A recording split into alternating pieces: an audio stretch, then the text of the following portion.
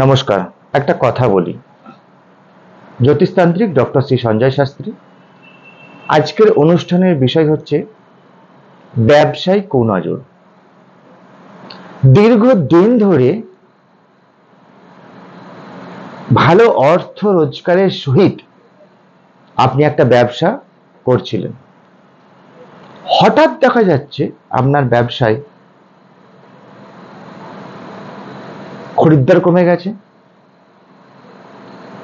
যে মানুষগুলো আপনার কাছে ছাড়া কোনো জিনিস কিনতেনই না, সেই মানুষগুলোই আপনার কাছ থেকে সরে যাচ্ছে, বা হঠাৎ করে আপনার পাশে ঠিক আপনার মতো সেম কোনো একটা বিজনেস বা ব্যবসা কেউ একজন গড়ে তুলেছেন। আপনার ওই ব্যবসাটা একটা সময় খাবার সময় থাকতো না, দুপুরবেলায় ঘুমোবার টাইম পেতেন না, একজনের জায়গায় 3জন 4জন কাজের লোক রাখতেন। সেই কাজের লোকেরা হঠাৎ আপনার কাছ থেকে ছেড়ে চলে যাচ্ছে। ভাবুন, এইরকম পরিস্থিতি হলে একটা মানুষের সামাজিক জীবনের কতটা ডিমোশন হতে পারে। অবশ্যই হবে। এই ব্যবসাটাকে আবার ঘুরে আপনাকে দাঁড় করাতেই হবে, কারণ আপনি একদিন এই ব্যবসাটাকে ঘুরে দাঁড় করিয়েছিলেন। জ্যোতিষ বিচারে যদি দেখা যায় ব্যবসা আপনার মেন ইনকাম সোর্স বিজনেস, তাহলে আপনার বিজনেস হবে। এবার ওই বিজনেসটা কোন বিজনেস আপনার করা উচিত, কোন বিজনেস আপনার করা উচিত, সেটা কিন্তু আপনার জ্যোতিষ ছক থেকে বিচার করা যায়। মনে করুন আপনি ওই ব্যবসায় উন্নতি করেছেন, মানে ওই বিজনেসটা আপনার ভাগ্যে ছিল, কিন্তু তার একটা সার্টেন টাইম থাকে যে এই টাইম থেকে এই টাইম পর্যন্ত বিজনেসটা ভালো চলবে, তারপর এই টাইম থেকে ডিস্টার্ব আসতে শুরু করতে পারে। সেটা হয়তো আপনি জানতেন না, তাই হঠাৎ করে সেই ডিস্টার্বটা এসছে কোনো প্ল্যানেটারি গ্রহগত কারণে। বা আর একটা জিনিস, আপনার ওই বিজনেসটা কেউ ক্ষতি করেছে, আপনার এমন কোনো শত্রু মার্কেটে তৈরি হয়েছে, সেটা আপনার পরিবার থেকে হতে পারে বা আপনার সামাজিক জায়গা থেকে হতে পারে, যে আপনার শেষ দেখতে চাইছে, তাই আপনার বিজনেসটা আস্তে আস্তে ভেঙে যাচ্ছে। বা আপনার যে এমপ্লয়িরা কাজ করছে তাদেরকে ছাড়িয়ে নিয়েছে, তারা আপনার কাছ থেকে চলে যাচ্ছে। যেই খরিদ্দারগুলো আপনার কাছে আসতো সেই খরিদ্দারগুলো আপনার কাছে আসছে না। দেখুন আগে আপনার এই ব্যবসার জায়গায় একটু মনে করে দেখুন যে কোনো সময় কোনো নোংরা ফুল পড়েছিল কিনা, কোনো নোংরা কাপড় জামা পড়েছিল কিনা, আপনি খেতে বসে খাবারের মধ্যে কোনো চুল পাচ্ছেন কিনা, আপনি যে রুমটায় ঘুমাচ্ছেন সেই রুমটার মধ্যে কোনো স্মেল আসছে কিনা। এগুলো আমাদেরকে জানান দেয় যে আমাদের সাথে কোনো কিছু খারাপ হচ্ছে কিনা। শুনুন, এখন মানুষ না, হিংসা প্রবৃত্তিটা অনেক বেড়ে গেছে, আর আমরাও প্রতিনিয়ত এমন কিছু ভুল করে বসি, কোনো মানুষের কাছে এমন কিছু ভাবে নিজেকে স্থাপনা করে দিই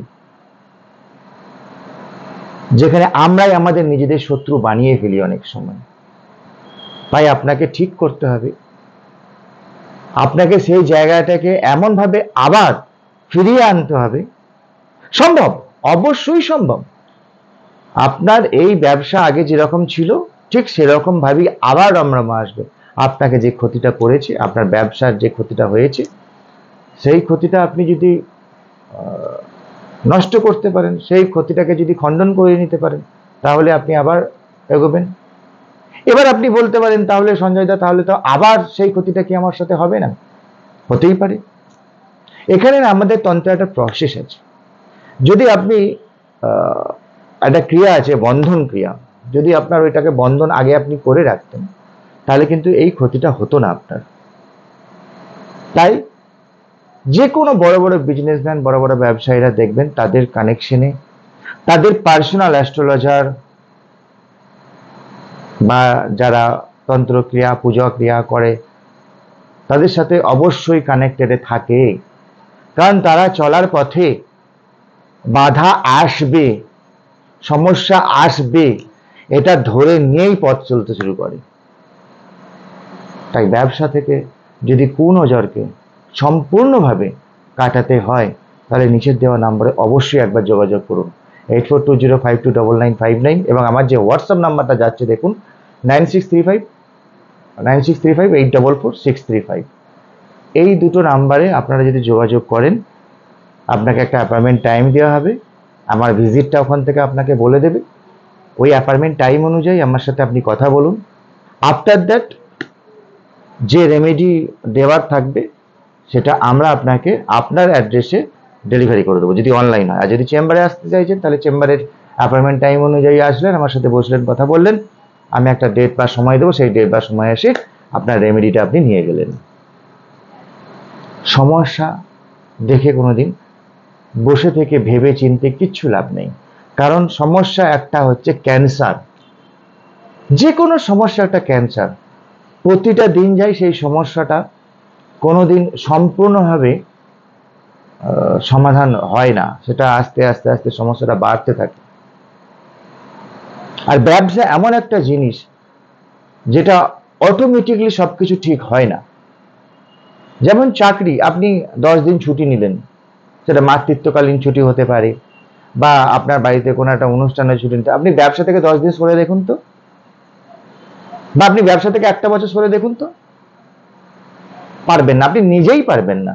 একটা দিন তো দিন সরে থাকলে আপনি তারপর দিন আবার ব্যবসা স্টার্টে যতক্ষণ না গদিতে আপনার এসে বসছেন ততক্ষণ আপনার মনই পোষাবে না। আসলে ব্যবসা জিনিসটাই এরকম, অল টাইম আপনাকে আপনার 100%টা সেখানে দিয়ে যেতে হবে, আর সেভাবেই আপনি ব্যবসাকে দাঁড় করিয়েছেন। এমনও হতে পারে দেখবেন একটা দিন দুটো দিন আপনার ব্যবসায় কোনো ডামাডোল আছে, কিন্তু তবুও আপনি বাড়িতে বসে থাকতে পারবেন না। ব্যবসা কনসেপ্টটাই এরকম, যত আপনি ব্যবসাকে সময় দেবেন ব্যবসা তত আপনাকে রিটার্ন দেবে, যত আপনি ব্যবসার মধ্যে থাকবেন তত আপনার নতুন নতুন প্ল্যানিং বেরোবে, যত আপনি ব্যবসার মধ্যে নিজেকে যুক্ত করবেন তত আপনার নতুন নতুন ভাবনা চিন্তা আসবে। আমাদের এই সুন্দর জীবনে যারা চাকরিজীবী তাদের প্ল্যানিং আলাদা, যারা ব্যবসায়ী তাদের প্ল্যানিং আলাদা।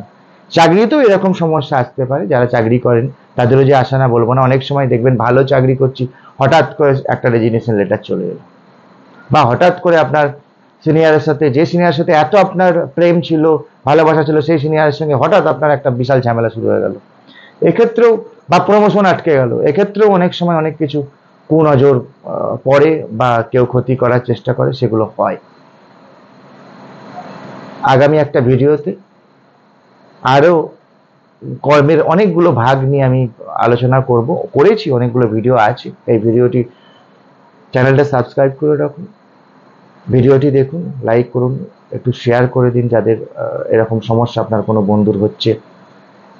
কারণ জীবনে কাউকে একটা, আমরা সবকিছু দিতে পারি না, কিন্তু রাস্তা তো দেখাতে পারি।